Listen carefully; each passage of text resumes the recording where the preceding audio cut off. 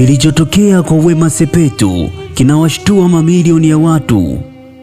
Naam, kuna nyakati katika maisha ambapo mtu maarufu hupitia jambo ambalo hakuna aliyetarajia, jambo ambalo huwafanya mashabiki wake kushtuka, marafiki wake wa karibu kuwa na wasiwasi, na mitandao ya kijamii kulipuka kwa mijadala isiyoisha.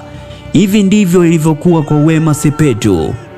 Kwa miaka mingi, jina la Wema Sepetu limekuwa miongoni mwa majina makuu zaidi katika tasnia ya burudani Tanzania.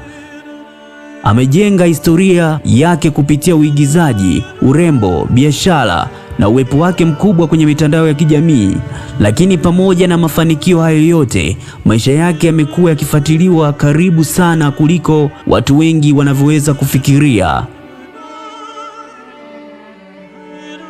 Siku moja, jambo ambalo alikutarajiwa kutokea, ndani ya saa chache jina lake lilikuwa kila mahali. Watu walikuwa wakizungumza, wakibishana, na wengine wakihofia kuhusu kile kilichokuwa kinaendelea. Hapakuwa na uhakika wa kilichotokea, lakini jambo moja lilikuwa wazi: Tanzania nzima ilikuwa ikitafuta majibu. Kabla ya kuelewa kwa nini tukio hilo lilikuwa kubwa kiasi hicho, ni muhimu kuelewa safari ya Wema Sepetu. Alianza kujulikana tangu akiwa msichana mdogo mwenye ndoto kubwa. Urembo wake ulianza kuwavutia wengi, na hatua kwa hatua alijikuta akipanda ngazi za umaarufu. Baada ya kushinda mashindano ya urembo, maisha yake yalibadilika kabisa. Milango mingi ilifunguka. Alianza kuonekana kwenye magazeti, vipindi vya television na baadaye kwenye filamu. Umaarufu wake uliongezeka kwa kasi kubwa. Alikuwa mmoja wa watu aliyefuatwa zaidi kwenye mitandao ya kijamii na kwenye vyombo vya habari. Lakini kumbuka, umaarufu wowote mkubwa una gharama zake. Tofauti na watu wa kawaida, maisha ya watu maarufu yanabaki kuwa ya kwao peke yao. Kila tabasamu linaweza kuwa habari, kila picha inaweza kuibua mijadala mikubwa, kila kauli inaweza kutafsiriwa kwa njia tofauti. Wema Sepetu alikuwa akiishi maisha ambayo kila hatua ilitafsiriwa na maelfu ya macho. Wakati mwingine alipongezwa, wakati mwingine alikosolewa, na wakati mwingine alihukumiwa bila hata kusikilizwa. Licha ya hayo yote, aliendelea kusimama imara. Mashabiki wake walimpenda kwa sababu ya ujasiri wake. Waliona jinsi anavyoweza kukabiliana na changamoto nyingi huku akiendelea kutabasamu mbele ya kamera. Lakini hakuna aliyekuwa akijua nini kilikuwa kinaendelea ndani ya moyo wake. Kama ilivyo kawaida katika ulimwengu, mitandao ya kijamii, kila jambo huanza kwa uvumi. Mtu mmoja anaandika, mwingine anasambaza. Dakika chache baadaye, maelfu ya watu wanaanza kuamini. Hivyo ndivyo ilivyokuwa siku ile. Taarifa zilianza kuonekana mtandaoni. Watu walikuwa wanaulizana maswali mengi. Hakuna aliyekuwa na uhakika wa ukweli wa taarifa hizo. Baadhi ya watu wanaharakati kutoa maoni yao, wengine waliharakisha kuhukumu, lakini kundi kubwa la watu zaidi lilikuwa likisubiri ukweli. Kadri saa zilivyopita, hali ilizidi kuwa kubwa. Mitandao ya kijamii ilianza mijadala. Wengine walikuwa wakimwombea mema, wengine walikuwa wakitaka kujua kilichotokea. Na hapo ndipo taharuki ilipoanza rasmi. Kulikuwa na hali ya kusubiri. Kila mtu alitaka kusikia kutoka kwa chanzo rasmi.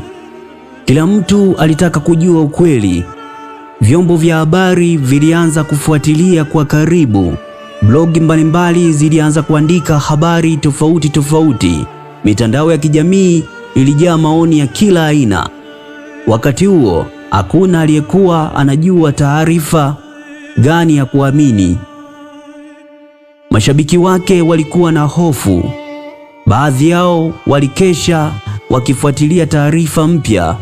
Wengine walikuwa wakimwombea dua, na wengine walikuwa wakikumbuka safari yake ya maisha yake.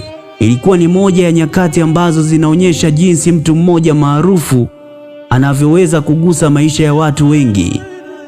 Baada ya siku za sitofahamu, taarifa rasmi zilianza kujitokeza. Watu wengi waligundua kwamba baadhi ya mambo yalikuwa yanasambaa hasa sio ya kweli na sio sahihi. Uvumi ulikuwa umewachanganya na ukweli ulikuwa sasa unajulikana. Hisia zilikuwa zimechanganywa na taarifa na matokeo yake yalikuwa mkanganyiko mkubwa. Hapo ndipo wengi walipoanza kuelewa hatari ya kuamini kila kitu kinachoonekana mtandaoni. Kwa mara nyingine tena, jamii ilipata somo kubwa kuhusu umuhimu wa kuthibitisha habari. Tukio hilo lilifungua mijadala mikubwa kuhusu maisha ya watu maarufu. Je, watu maarufu wanapata nafasi kubwa na faragha? Je, kila jambo linalohusu linapaswa kuwa habari? Je, jamii ina watu gani inapozungumzia maisha ya wengine? Maswali haya yanaendelea kujadiliwa kwa muda mrefu. Watu wengi wanakubaliana kwamba umaarufu si maisha rahisi kama wengi wanavyofikiria. Nyuma ya picha nzuri na tabasamu, kuna binadamu anayepitia changamoto kama watu wengine.